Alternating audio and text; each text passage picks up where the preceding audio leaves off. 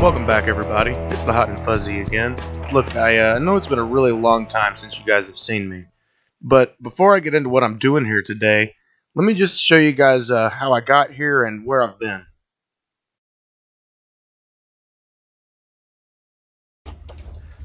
I took a few months off after the last series of videos to relax and get some more content together for you guys, but right about the time that I was ready to start filming, the world decided it had other plans.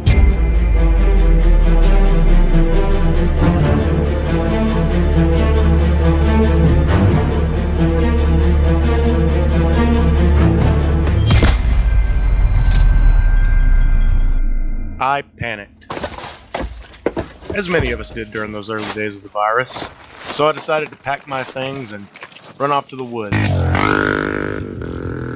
Something I'd kind of always wanted to do anyway, but now I actually finally had a good excuse to do it. I drove so far out in the middle of nowhere, by the time I got there, my hair had grown out and I had a beard. And now it was time for me to start my new life as a mountain man. I figured that I probably need shelter so that I don't die, so I started building a cabin out of old pallet wood, which ended up being way harder than all those outdoor YouTubers claim it to be. And yeah, I might be using a couple of power tools here, but I figure if Bear Grylls can have a full camera crew and be able to stay at a hotel at night, I can have a Sawzall and a power drill. Now this was a happy moment.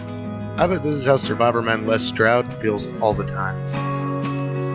And I have to say, I'm really happy with how it turned out, especially considering most of the stuff I've built falls apart if I touch it. I began to learn to live off the land, and just tried to live a peaceful existence away from all of the chaos going on back in Civilization.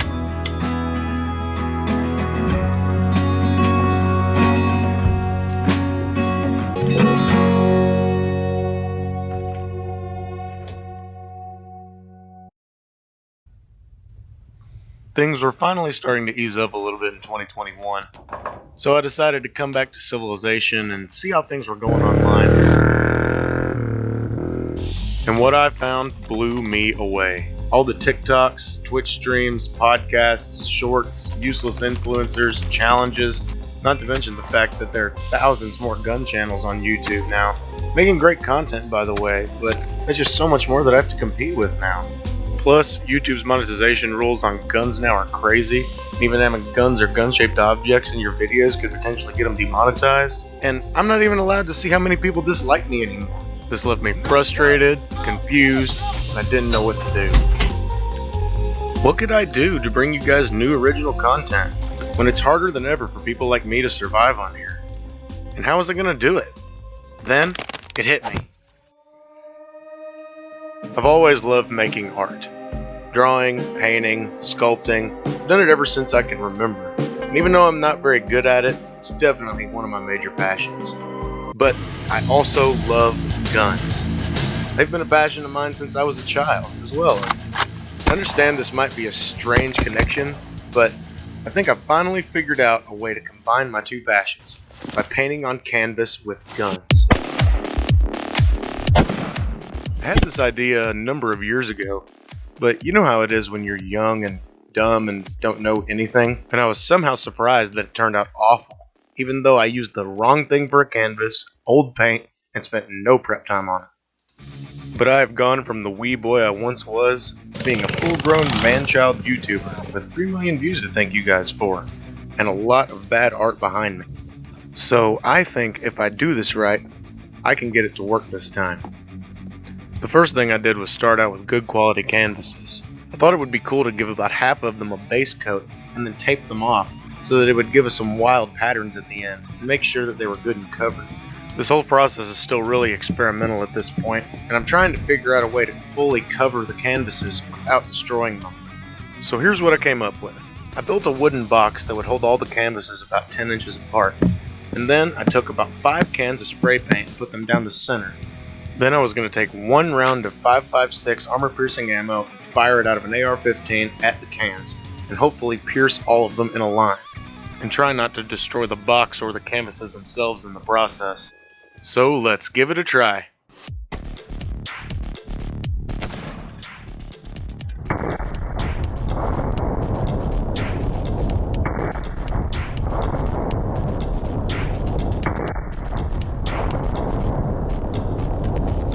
And rather than containing most of it, I just ended up making a massive paint cannon, which fired the paint at high speed directly back at me and added a fresh coat of paint to some very expensive camera equipment. But hey, the box held up really good in this first test with the small canvases, so let's move on to the big ones. I set up the bigger canvases for the second shot, but then it was right about here that something occurred to me. The rounds I'm using have a steel penetrator core, but the spray paint cans I'm shooting at are also made of steel, so there could be a small chance that when the round impacts the steel can, it could cause a spark, which could in turn ignite the flammable paint fumes, which could cause an explosion, which could kill me. So for this test, I've decided to wear my safety glasses.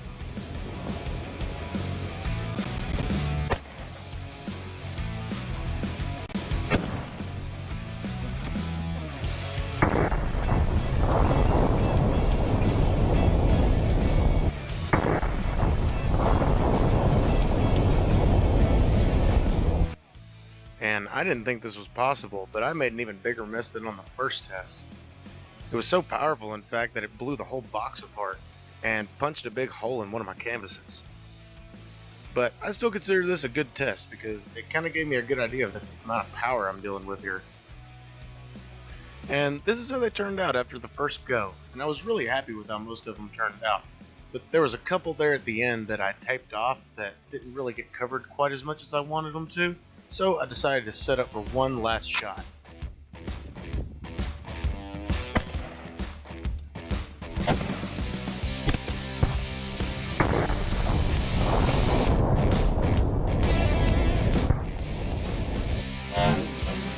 That was awesome. And because by now the box was basically gone, the paint just exploded everywhere and the cans just went flying. One of them even clipped the GoPro. But man, that budget slow-mo footage sure is beautiful.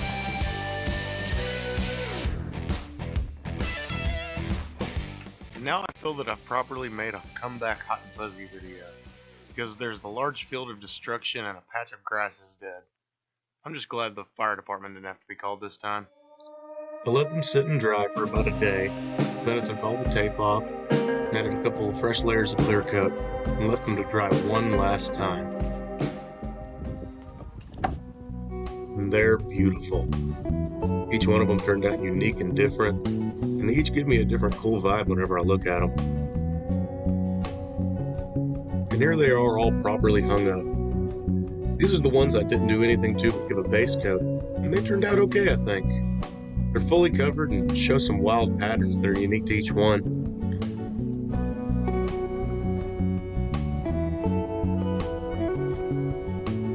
But the ones that I masked off are my favorites. They kind of remind me of my old psychedelic rock albums from the 70s when I look at them up close.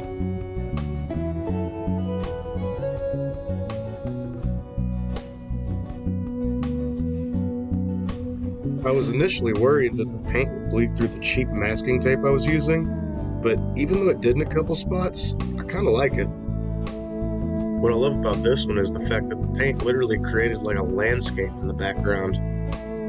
Looks almost like it was on purpose, but it was just totally created out of chaos. Even the ones that show their battle scars look pretty cool.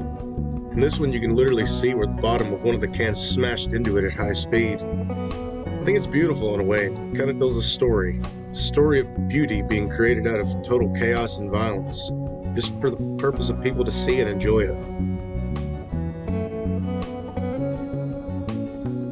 The small ones turned out pretty cool too. They're all unique as well. I'm going to be putting all of these paintings up on my eBay page soon. I'm making the small ones into magnets, and you'll be able to pick up one for just $9.99. They all come signed with my worthless signature, and any purchase will really help me out and will be greatly appreciated. Thank you all so much for watching. I recently started a Patreon for the channel. My pledges start at just $1 a month, and you get to see stuff I don't post here, and you get to know that you're an awesome person who helps keep me going. It really feels good to be back making videos to share with you guys, and I'm going to be doing a lot more here soon on all sorts of different topics, showing just all the wild things I get into regularly. So stay tuned, everybody. Till then, I'll see y'all next time.